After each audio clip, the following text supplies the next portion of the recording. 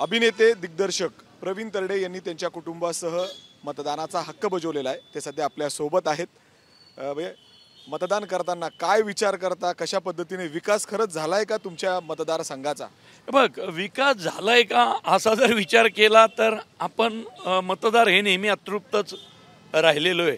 परिपूर्ण विकास असा कधीच होत नाही, कधी होणारही नाही। पण मग त्यातल्या त्यात बरं काय ते आपण निवडतो, जे आपल्या विचारसरणीला विचारधारेला पुढे घेऊन जाणार असतं, बाकी काही नाही। इतरांना काय आवाहन कराल मतदानासाठी? आता आपण बघतोय की बरेचदा टक्केवारी घसरताना दिसते मतदानाची।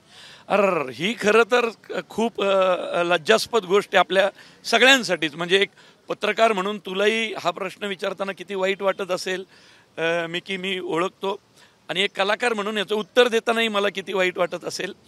आम्ही मतदानाच्या दिवशी कधीच काम नाही ठेवत। म्हणजे तिलाही माहिती आहे की मतदानाच्या दिवशी शूटिंग बिटिंग सगळं बंद। म्हणजे सिनेमाचं शूटिंग चालू असेल तरी त्या दिवशी कंपल्सरी सगळ्या युनिटला सुट्टी असती, कारण हा दिवस जर रांगा लागल्या, म्हणजे आजच्या दिवशी जर खूप रांगा लागल्या तर पुढच्या 5 वर्षातल्या सगळीकडे दिसणाऱ्या रांगा कमी होतील। त्यामुळं मतदानाचा टक्का घसरणे खूपच लोकशाहीसाठी वाईट गोष्ट आहे।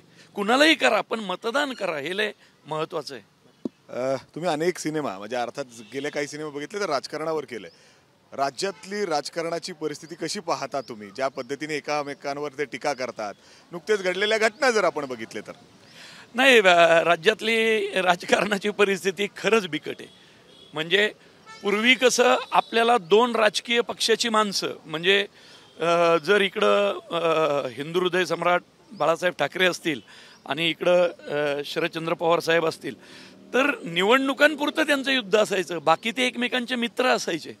पण आजकाल ही मैत्री 2 राजकीय नेत्यांमधली मैत्री पाहायला मिळत नाही, आणि त्यामुळं ते जे हेल्दी खिलाडू वृत्तीचे संबंध असायचे 2 राजकारण्यांमधले, ते सध्या कुठंतरी आपण सगळेच मिस करतोय।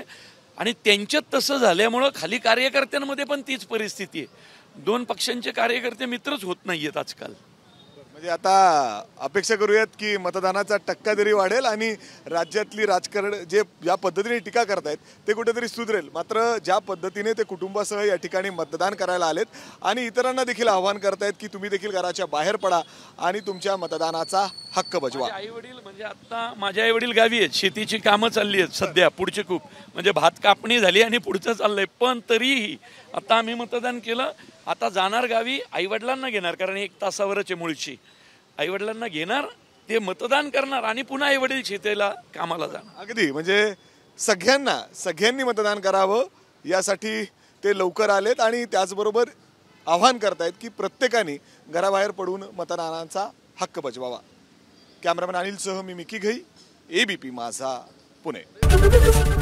एबीपी माझा, उघडा डोळे बघा नीट।